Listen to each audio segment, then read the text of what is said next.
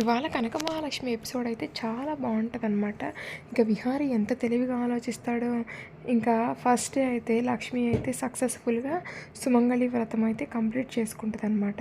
ఇంకా పంతులు గారు అంటూ ఉంటాడనమాట, అమ్మ లక్ష్మి పూజ అయిపోయింది, 5గురు ముత్తైదువులకైతే బొట్టు పెట్టి తాంబూలం ఇవ్వమ్మా అనేసి అంటూ ఉంటాడనమాట. ఇంకా లక్ష్మి అయితే 2 తాంబూలాలను అయితే ఇచ్చేస్తానమాట. 3వ తాంబూలాన్ని పద్మాక్షికి ఇస్తే పద్మాక్షి అయితే ఎగరగొట్టేస్తానమాట. ఎందుకత్తయ్య అలా తాంబూలాన్ని విసిరేశారని విహారీ అడగగానే, ఇంకా శ్రీ లక్ష్మి చేత్తో తీసుకుంటే నా మాంగళ్యానికి ఏదన్నా అయ్యిద్ది, నాకు ఈ లక్ష్మి ఇచ్చే తాంబూలం అస్సలు వద్దు అనేసి పద్మాక్షి అంటదనమాట. ఇంకా సహస్ర అంటూ ఉంటుంది, అయినా కానీ బావా 3వ తాంబూలం మా అమ్మ తీసుకుందే అనుకో, ఇంకా 4వ తాంబూలం 5వ తాంబూలం లక్ష్మి ఎవరికి ఇస్తుంది? ఎవ్వరూ అయితే మన ఇంటికి తాంబూలం తీసుకోవడానికి రాలేదు కదా ఈ లక్ష్మి సంగతి తెలిసి అనేసి సహస్ర అయితే భలే డౌట్ రైజ్ చేస్తాడనమాట. అవును కదా అని చెప్పేసి విహారీ ఆలోచిస్తాడనమాట. అయినా పంతులు గారు, అసలు మనం ఎవరింటికన్నా పిలవడానికి వెళ్ళినప్పుడు వాళ్ళు లేకపోతే గడపకు పొట్టు పెట్టి పిలుస్తాం కదా, అలాగా గడపమ్మకైతే తాంబూలం ఇవ్వచ్చా అనేసి విహారీ అడుగుతాడనమాట. ఓ ఎందుకు ఇవ్వకూడదు బాబు, గడపమ్మ కూడా ముత్తైదువే, గడపమ్మకి ఇవ్వచ్చు అనేసి పంతులు అనడంతో ఇంకా లక్ష్మి సంతోషంగా అయితే గడపకు బొట్టు పెట్టేసి గడపమ్మ మీద అయితే తాంబూలం పెట్టేస్తానమాట.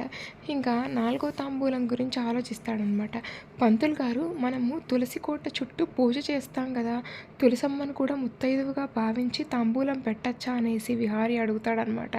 ఓ పెట్టచ్చు బాబు, తులసమ్మ కూడా ముత్తైదువే అనగానే లక్ష్మి అయితే 4వ తాంబూలం అయితే తులసమ్మకు పొట్టు పెట్టి తులసి కోట దగ్గర పెట్టిద్దనమాట. ఇంకా అయినా కానీ పంతులు గారు, తమలపాకు పైన అయితే మనం గౌరమ్మని చేసి పెడతాం కదా, గౌరమ్మ కూడా ముత్తైదువే కదా, గౌరమ్మకు పెట్టచ్చా తాంబూలం అనేసి విహారీ అనగానే, అవును బాబు పెట్టచ్చు, నేను ఇప్పుడే అయితే తమలపాకు పైన గౌరమ్మని చేస్తాననేసి పంతులైతే గౌరమ్మని చేస్తాడనమాట.